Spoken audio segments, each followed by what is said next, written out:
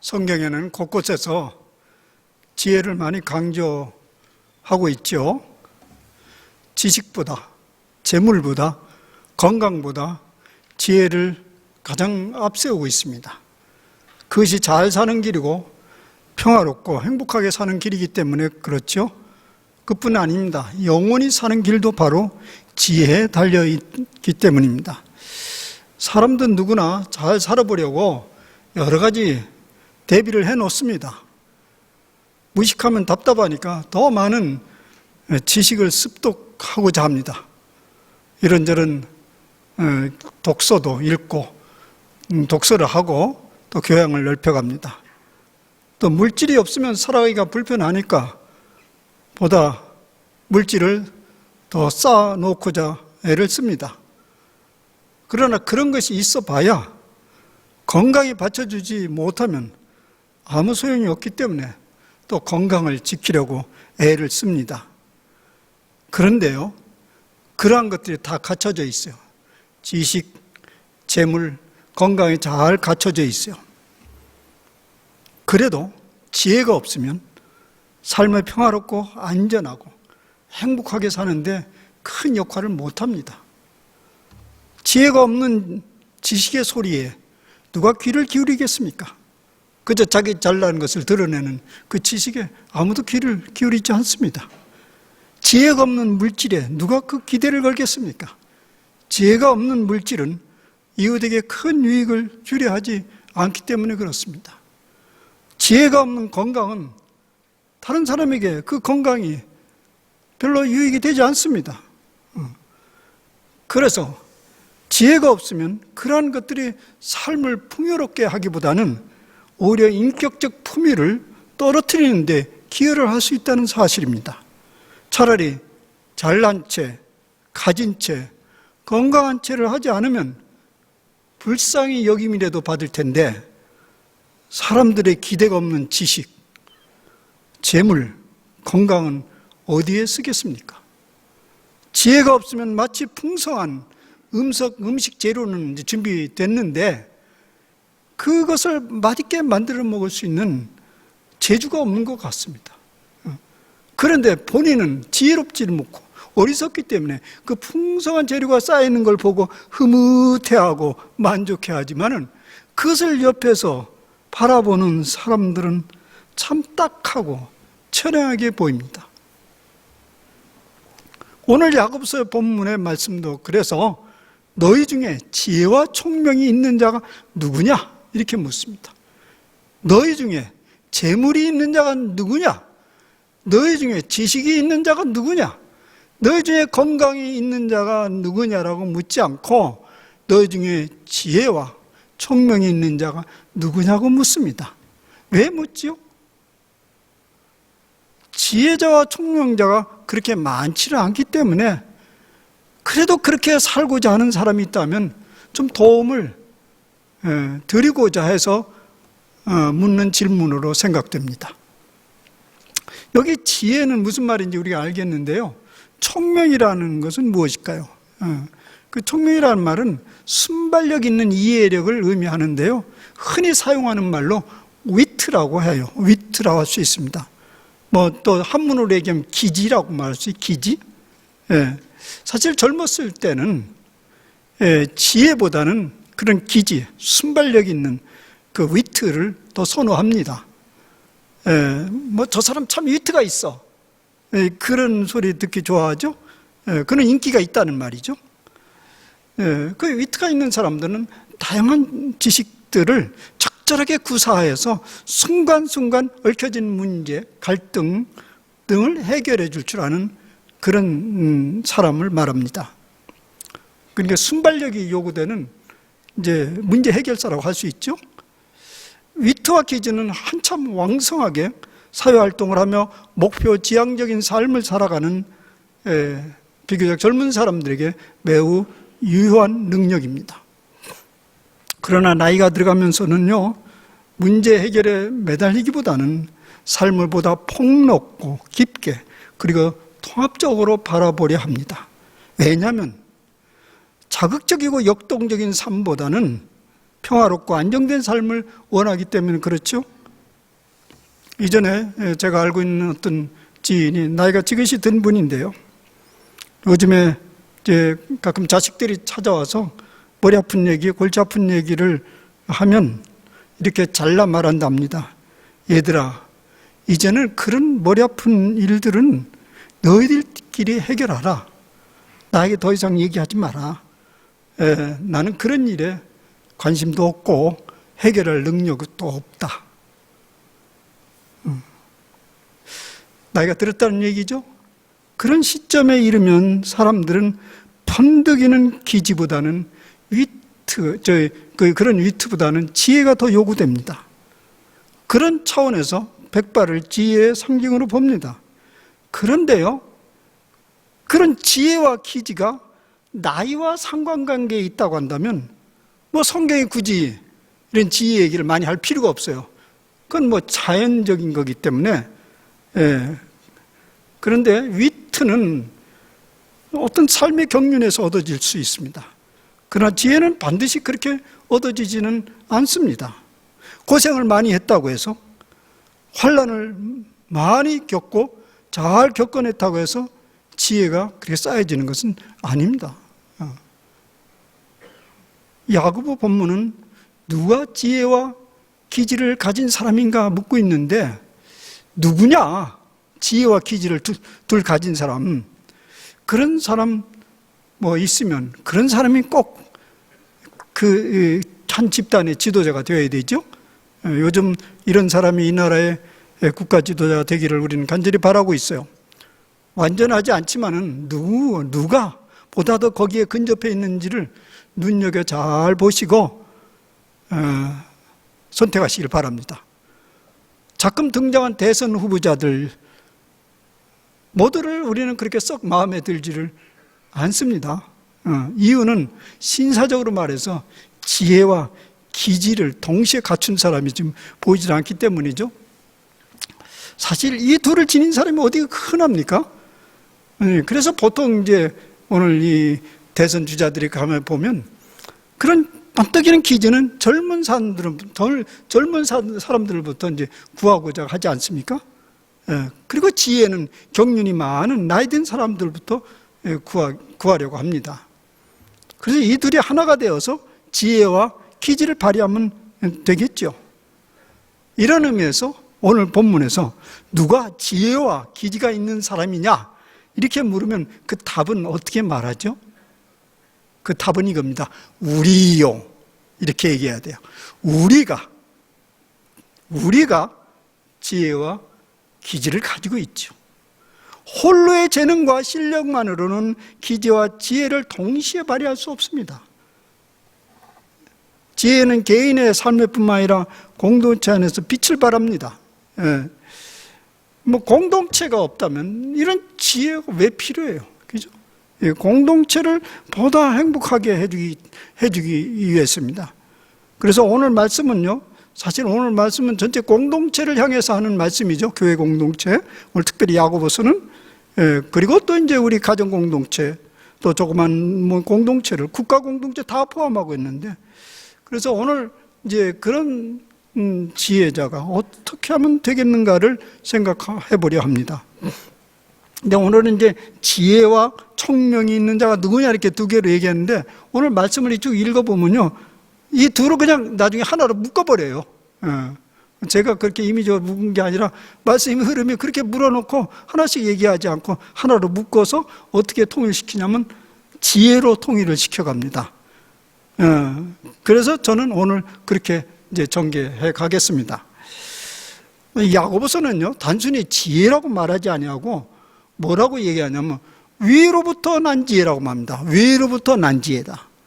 이 말은 그동안 얻은 지식과 기지가 곱게 늙어가면 저절로 지혜로 전환되는 것이 아닌 것을 암시하고 있습니다. 지혜는 훈련해서 혹은 나이가 들었다고 습득되어지는 것도 아닙니다. 지혜는 위로부터 주어지는 것입니다. 야고보서 1장 5절은 그것을 명확히 하지 않습니까? 너희 중에 누구든지 지혜가 부족하거든 모든 사람에게 후해 주시고 꾸짖지 아니하는 하나님께 구하라. 그리하면 주시리라. 하나님께 구하라고 그래요. 그러니까 지혜는 위로부터 내려온다는 얘기죠. 그 주어진 지혜를 야고보서 오늘 본문에서는 이렇게 간단하게 정리하네요. 오직 위로부터 난 지혜는요, 첫째는 성결하고, 다음에는 화평하고, 관용하고, 양순하며, 긍휼과 선한 열매가 가득하고, 편견과 거짓이 없는 것이라, 이렇게 말하고 있어요. 어디서 많이 들어본 소리 아니에요? 이게 이제 우리가 아주 익숙한 거예요. 바울 사도의 용어를 빌려보면 이것은 성령의 9가지 열매와 아주 흡사합니다. 갈라디아서 5장 21절 23절에 거기 보면 거의 이 성령의 9가지 열매와 거의 일치합니다. 보통 우리가 지혜라고 언급할 때 지혜, 저 사람 지혜가 있어 할 때 그 지혜가 드러나서 아는 거죠. 보통 그 사람의 행동이나 말을 통해서 드러나죠. 그것들이 이웃과 공동체에 미치는 영향이 어떠하느냐에 따라서 참 저 사람 지혜롭다, 그렇지 못하다라고 평가를 하죠. 그리고 이제 우리 지혜를 이 공동체에 실어 나르는 가장 중요한 결정적 수단이 뭐냐면 말입니다. 말이죠. 대충 그 말하는 입을 여는 걸 보고 거기에 저렇게 멋있는 사람이 어떻게 저럴 수가 있을까? 이렇게 얘기하기도 하고, 뭐 보기에는 변변하지 않는데 입을 열어보고 놀라는 거예요. 이 입을 통해서 지혜가 이제 이게 전달이 되는데요. 그래서 오늘 말씀도 보면 이 본문이 지혜에 관해서 얘기를 하고 있는데 바로 앞부분에서는요, 길게 혀의 힘에 대해서 서술하고 있어요. 더 길게 말이죠. 그래서 거기서 보면 혀는 마치 배의 키와 같다. 이제 조종사 앞에 키와 같다고. 뭐 사실 굉장히 작은 거지만은 그 큰 배의 방향을 결정하는데 결정적인 역할을 하죠. 또 여기서 또 혀는 뭐라 하냐면 불과 같다고 그래서 불. 그래서 인생의 수레바퀴를 완전히 불로 태워가지고 지옥같이 만들 수도 있다고 말합니다. 그러니 입에 재갈을 물리는 것이 온몸을 제하는 것이다. 근데 입에 재갈을 물리고 살으면 우리 속담으로 해석하면 뭐냐면 입을 다물고 있으면 중간이라도 가지, 이런 말과 같아요. 근데 재갈을 물리고 가만히 있으면 되겠습니까? 이제 이걸 적당하게 구사를 해야 한다는 의미겠죠. 그런데요, 입에서 이제 이 지혜가 말이 이제 이렇게 전달이 되는데요. 도대체 그 말을 생성하게 하는 근원은 뭘까요? 그건 말할 것도 없이 마음입니다. 그래서 지혜자가 되기 위해서 갖춰야 될 전제 조건이 있다면 그것은 그 마음을 살피는 능력입니다. 이런 의미에서 야고보서는 지혜의 마음의 상태를 서둘러서 지혜라고 말합니다. 지금 야고보서는 지혜는 이렇다 얘기하는데 사실은 보면 그 마음의 상태를 지혜로 지금 동일시하고 있는 것이죠. 그래서 이제 이렇게 얘기하고 있어요. 오직 위로부터 난 지혜는 첫째는 성결하고, 다음에는 화평하고, 관용하고, 양순하며, 긍휼과 선한 열매가 가득하고, 편견과 거짓이 없는 것이다. 뭐 이것은 지혜 자체라기보다는 그 지혜를 나오게 하는 마음의 상태를 말하는 거죠. 첫째, 지혜의 마음의 상태는 성결이라고 말합니다. 성결. 무슨 말을 하고자 할 때나 행동을 하고자 할 때 성결한 마음에서 나오는 그 말이, 그 행동이 지혜가 된다는 말이죠. 근데 성결한 마음이라는 게 뭔가? 야고보가 썼기 때문에 그 야고보서 안에서 찾아보면 4장 8절에는 이런 말이 있네요. 두 마음을 품은 자들아, 마음을 성결하게 하라. 이 소리가 뭐예요, 결국? 이 성결하라는 말은 두 마음을 품지 않는 마음을 얘기하죠. 두 마음을 품지 않는 사람. 또 오늘 본문 다른 데서도 보면 그런 얘기가 나와요. 하나의 샘에서 어찌 단물과 쓴물을 내겠느냐. 그 이상한 셈이죠. 물이 나오는데 이 어떤 데는 단물도 하고 쓴물도 하고, 그 분명히 속에 근원이 갈라져 있다는 얘기죠. 우리의 마음이 그렇게 근원이 갈라져 있는 마음을, 그런 것을 성결하지 않다고 하는 거죠. 예. 그러니까 다른 거꾸로 하면 두 마음을 품지 않는 그런 단순한 마음, 그것을 성결한 마음이라고 합니다. 마음이 정결한 자는 복이 있나니, 거기에서도 이런 의미입니다. 예. 그러한 마음으로, 딱 하나의 마음으로부터, 진실한 하나의 마음으로부터 지혜가 나온다는 거예요. 지혜의 말이 나오고 행동이 나옵니다. 왜 성결한 마음이 지혜의 셈이 될 수 있을까요? 왜 그래야 됩니까? 예. 오늘 우리가 사는 이 세상에서요, 이 복선을 깔지 않으면 참 손해보기 쉽죠? 예. 말하는 사람도 복선을 깔고 말하고, 듣는 사람도 저 의도가 무엇인지를 자꾸 파악하려고 애를 쓰죠. 피곤한 세상에 그랬어요. 예. 그냥 딱 얘기하면 되는데 여러 갈래 복선이 깔려 있어요. 근데 그것을 고지고대로 믿는 사람이 바보요. 손해를 보는 거죠. 이런 세상에서 이게 하나의 마음을 품으라는 건 얼마나 어려운지 모릅니다. 손해보라는 얘기인데요. 만약에 믿는 구석이 없으면 그건 불가능합니다. 믿는 구석이 없으면 정직할 수가 없어요. 하나의 마음을 가질 수가 없어요. 만약 그렇게 할 수 있는 용기가 있다면 그는 그 결과를 오직 하나님께 맡기기 때문에 그렇습니다. 나에 상관없이 결과는 하나님이 하실 것이다.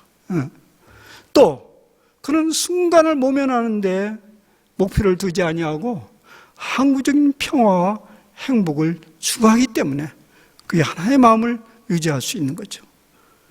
그런 마음을 성령 하나님께서 도우시지 않겠습니까? 그것이 우리의 믿음입니다. 따라서 거기서부터 오는 것을 지혜라고 한다면 그것이 바로 위로부터 내려온 지혜라고 하는 것이죠. 최근 정치권에서 벌어지는 예를 한번 생각해 봅시다. 그동안 이 정부는 계속적으로 코로나 구제를 위한 추경 예산을 계속 세우고 또 계속 사용하고 있습니다. 적지 않은 돈이 정당한 경제 활동 없이 지금 풀려나가고 있습니다. 이론적으로는 경제가 재화의 흐름이기 때문에 돈이 돌고 돌면 연속해서 경제적 파급 효과를 낳을 수 있기 때문에 돈이 풀려나가는 것에 대해서 그렇게 큰 부담을 가질 필요는 없다고 주장합니다.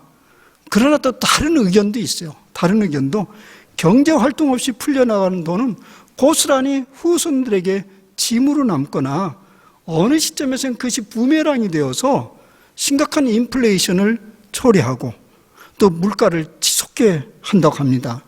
그러면 그 손에 누가 껴안냐면 혜택을 받은 그분들로부터 어려움을 겪을 수 있다는 주장도 펴니다. 어떤 게 맞습니까? 쉬운 결정이 아니에요. 이것은 논리적이고 지식적 결정이 절대 아니에요. 그렇다면 왜 그렇게 행동을 하겠어요? 이때야말로 지혜자가 필요한데요. 지혜자가 필요해요. 오늘 이 어려움을 당하는 사람도 돕고 또 미래 세대 부담도 주지 않는 정상적인 경제 활동을 할 수 있는 그런 정책을 세워야 되는데 누가 그 일을 할 수 있습니까? 지혜자가 할 수 있다고 그래요. 누가 지혜자입니까? 정치적 이해 득실을 따지지 아니하고 고통받는 사람들에게 집중하여 그들을 위한 긍휼의 정책을 편다면 지혜로운 방법이 나올 수 있다는 게 성경의 가르침입니다. 논리적으로 되니 안 되니 나는 그건 모르는 일이요. 성경에 그렇게 얘기해요. 그렇게 한번 펼쳐본 경험을 가지고 얘기하면 좋은데 정치하는 사람들이 다 정권을 잡는 게 목적이기 때문에 정치적 이해득실을 따지지 않을 수가 없죠.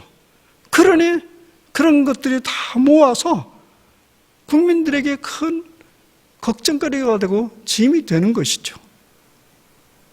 그래서 이 지혜는 하나의 마음, 단순한 마음, 거기서부터 지혜는 나올 수 있다는 얘기입니다.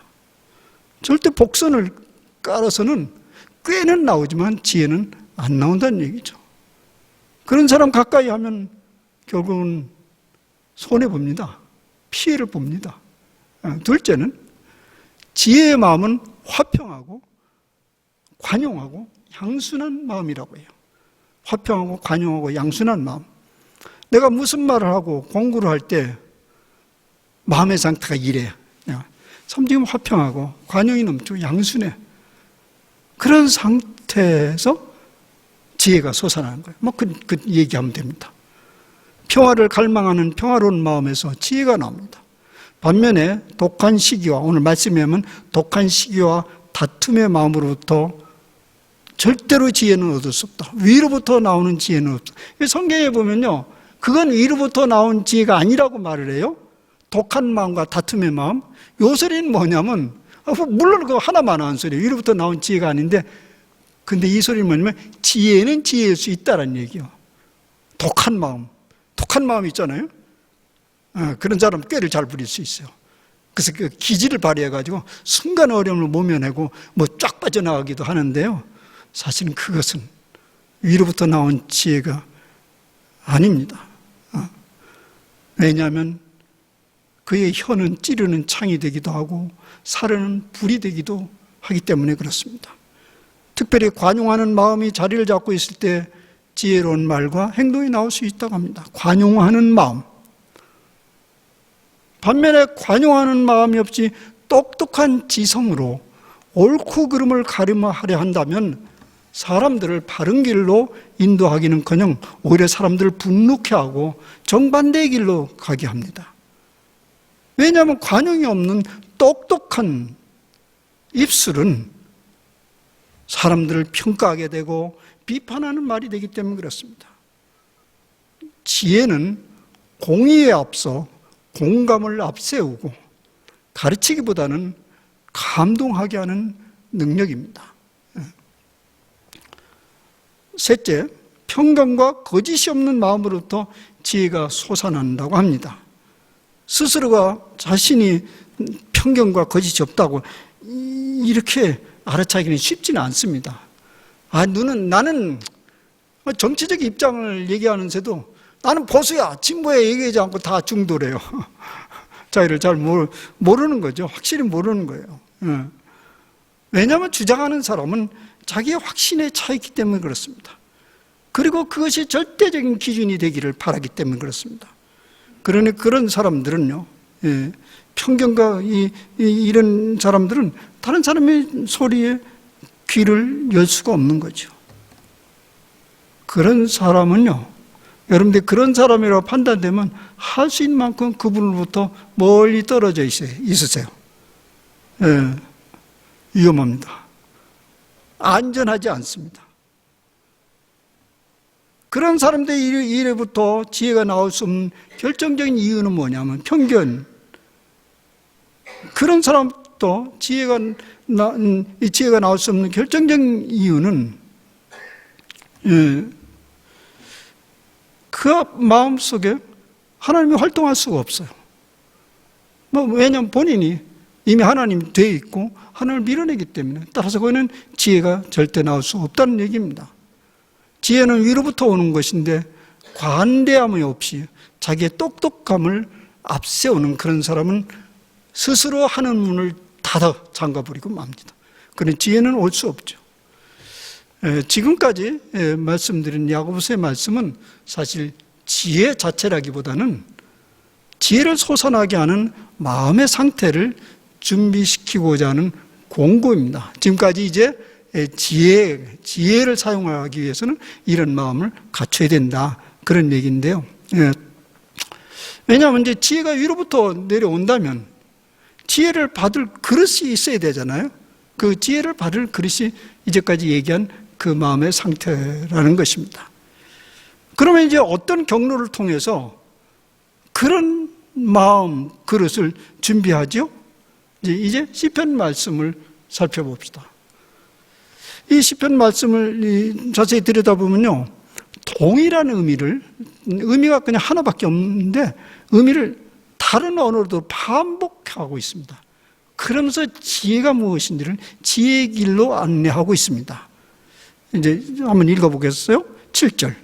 여호와의 율법은 영혼을 소성시키고 여호와의 증거는 지혜롭게 하며 여호와의 교훈은 마음을 기쁘게 하고 여호와의 계명은 눈을 밝게 한다. 여호와를 경외하는 도와 여호와의 법도는 의롭게 한다. 여기에 율법, 증거, 교훈, 계명, 도, 법도, 이 말은 사실 같은 말을 지칭하는 거죠. 뭐죠? 여호와의 말씀, 하나님의 말씀을 이런 식으로 지금 표현하고 있어요. 그러니까 하나님의 말씀으로부터 원기가 나온다는 거예요. 또 거기서부터 지혜로울 수 있고 기쁨을 얻을 수 있고 눈을 뜰 수도 있고 의로워질 수 있다고 말합니다. 우리가 일상에서 먹을 양식을 통해서 이제 원기와 힘을 공급받지 않습니까?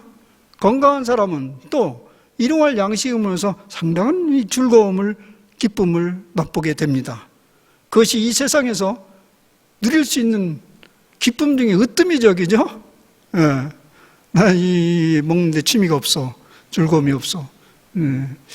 때때로 제가 이제 부지부식간에 그런 얘기를 하는데 그 소리 하다가도 내가 섬찟해요. 죽을 때가 다 됐구나. 죽을 때가 다 되면 이제 다 먹을 것을 끊잖아요. 사실 먹는 거 좋습니다. 특별히 사랑하는 사람들과 함께 먹는 것이 지상의 최대 행복입니다. 즐거움입니다. 사람들은 그런 즐거움을 맛보기 위해서 나머지 즐거움을 희생시키기도 하고 또 부지런히 일하고 활동을 합니다. 그런데요, 중요한 것은 우리의 일상 삶에서 그렇게 원기를 얻고 기쁨을 누릴 수 있고 즐거움을 누릴 수만 있다면 우리 마음에서 다툼과 시비가 일어날 리가 없어요. 다 사람마다 관대하고 온유하게 되죠. 우리 속담에 무슨 말이 있어요? 곡간에서 인심난다, 이런 말이 있어요. 서양 속담에는 또 다른 반대의 말이 있어요. Hunger is anger. Hunger is anger. 배고프면 화가 난다, 그런 얘기죠. 주변에 애들은 금방 알아요. 애들은 배고프면 막 신경질 내고. 근데 이러한 원리는요, 영혼의 양식도 마찬가지예요. 뭐 교회 안에서 막 분란이 나고 시끄럽고 막 이런 거 보면 여러 가지 있지만은 이 영혼의 양식이 핍절해요. 그게 힘들어서 짜증을 내는 거죠.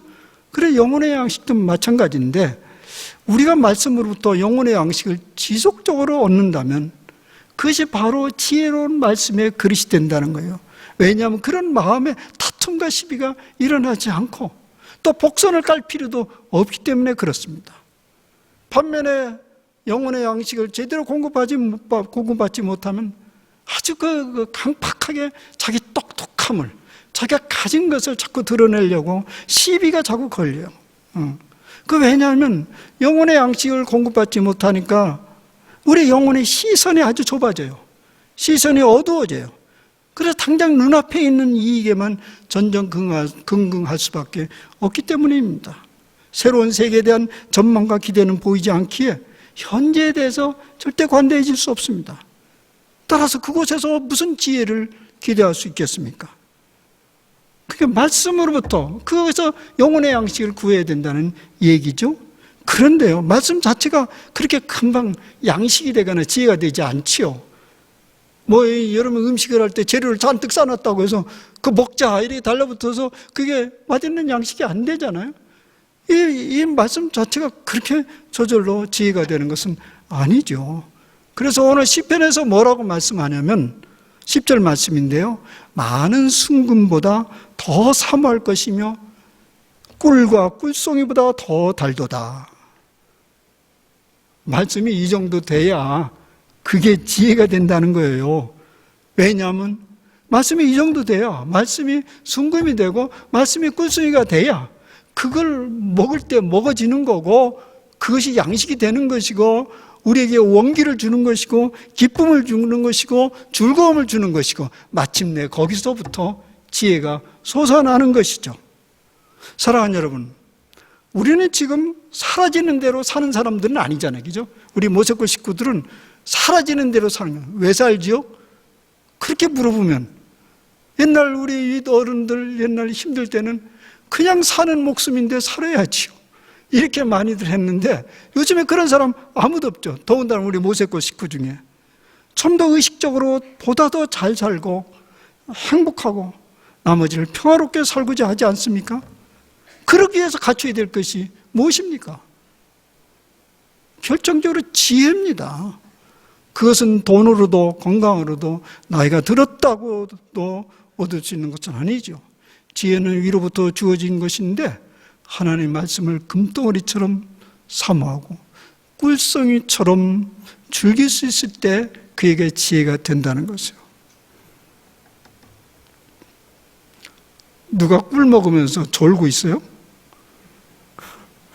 금덩어리 앞에 두고 졸고 있냐고. 어디로 날아갈지 모르는데. 근데 왜 사람들은요, 그저 말씀을 보라면 경건생활 모양만 슬쩍 갖추려고 맙니까? 대충 그냥 쑥 훑어가고 오늘 했네 하고. 그 왜냐하면 금처럼 보이질 않아요. 꿀처럼 달콤하게 느껴지지 않기 때문에 그래요. 시편 기자는 거짓말을 할 거 아니에요. 본인이 경험을 한 거니까요. 그 말씀이 금처럼 꿀송이처럼 여겨져야 되는데 어떻게 하죠? 어떻게? 우린 또 어떻게라는 질문이 나오잖아요. 뭐 누구는 그렇게 하고 싶지 않나요?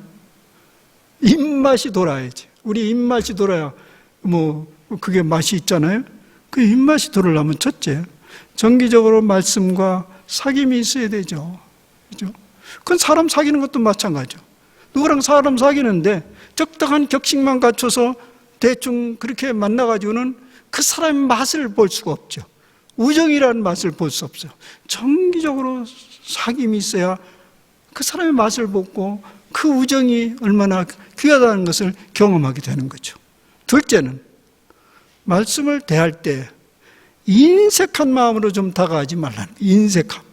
아이고 지금 출근해야 되는데 바빠서 그냥 덤성덤성. 안 하는 것보다 기특하지요. 안 하는 것보다 기특해. 제가 좀 하나님 입장에서 글쎄 제가 하나님 안 된 게 천만다행인데 하나님이라고 가정하면 이럴 것 같아요. 바쁘게 막 성경을 읽고 잠시 묵상하고 이러고 떠나는 사람들로 하나님이 이렇게 말씀하실지 몰라요. 얘야 나는 괜찮으니까 그 시간 너도 다 먹어라. 난 괜찮아. 그렇게 너무 힘들게 하지 마. 이렇게 말씀하실 수도 있어요. 말씀을 대할 때요, 인색한 마음으로 다가지 말고 관대함과 기대를 가지라는 거예요. 사실은 그건 시간과 관련된 것만은 아닙니다. 어떤 사람은 5분을 1시간처럼 사용할 수 있고 어떤 사람은 1시간을 5분처럼 사용할 수 있어요. 그래서 이건 현대 바쁜 사람들에게 말도 안 되는 소리라고 생각지는 않습니다. 마음에 집중하는, 정착하는 그런 마음이죠. 말씀을 적당히 해치우는 식으로 대한다면 말씀이 인격적으로 말을 걸어오지 않습니다. 뭐 다 우리 다 경험했어요. 수도 없이 경험하는 일이에요.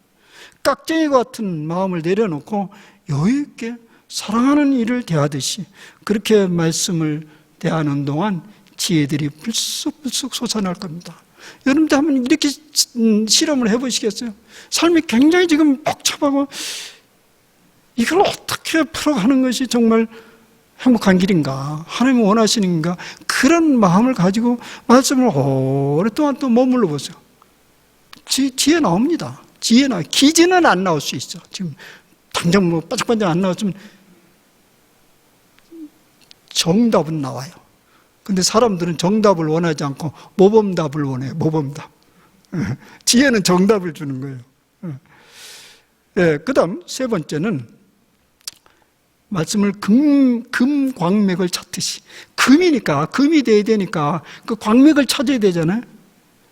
꿀송이니까, 이게 꿀송이니까 꼴의 근원을 찾듯이 말씀을 탐구해 보라는 것이에요.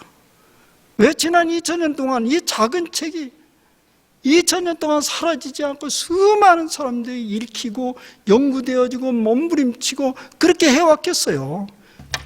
그 굉장한 광맥이 있기 때문에 그것을 계속 찾아내는 거죠. 여러분 성경 신구약 66권인데 세계에는요 각 권의 전공자들이 석학들이 무수하게 많아요. 그런데 여전히 계속되고 있어. 계속되고 있어. 물론 지식을 찾아내고자 하는 것뿐만 아니라 거기서 솟아나는 지혜를 얻기 때문에 그렇습니다. 광맥을 찾듯이 꿀을 찾아 헤매듯이 그렇게 접근해 보라는 것입니다. 사랑하는 여러분, 지혜는 얻어도 좋고 안 얻어도 좋은 것이 아닙니다. 인생에서 여러분들이 살면서 다 경험했잖아요. 어떤 때는 지혜가 없어서 이 삶이 얼마나 불편하고 답답한지 그런 경험을 하잖아요. 진지하게 사는 사람들.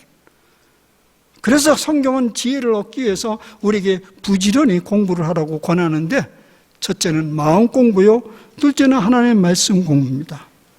우리의 믿음이 지금 잘 자라가고 있는지 가늠할 수 있는 좋은 바로메타는 내가 지금 지혜자로 자라가고 있는지, 이전보다 훨씬 지혜로운지, 사람들이 나를 그렇게 보고 있는지, 그것을 인해서 지금 믿음이 자라고 있는지 안 자라고 있는지를 가늠할 수 있겠죠. 사랑하는 여러분, 우리 모두가 우리의 이 신앙생활에서 날마다 지혜로 자라가면서 나이가 들어갈수록 보다 평화롭고 안정된 행복한 삶의 주인공이 되시기를 간절히 바랍니다. 기도합시다. 주님, 지혜가 부족하거든 후히 주신 하나님께 구하라고 했습니다. 주신다고 하였습니다. 그러나 우리는 그 지혜를 그렇게 소중히 여기질 않습니다. 그저 금을 더 소중히 여기고 건강을 소중히 여기고 그저 무슨 일을 뛰어넘을 위트가 넘치는 지식을 소중히 여깁니다. 그래서 진정으로 행복한 길을 우리가 찾지 못하고 있는 제 어리석음을 오늘 말씀을 통해서 일깨워 주심을 감사합니다. 지혜가 위로부터 비롯된 것이라고 말씀하였사오니 주님, 위로부터 내리는 그 말씀에 귀를 기울이고 광맥을 찾듯이 꿀을 찾듯이 그렇게 말씀에 다가가면서 지혜자가 되기를 간절히 소망하는 저희들이 되게 하여 주옵소서. 예수님의 이름으로 감사하며 기도하옵나이다. 아멘.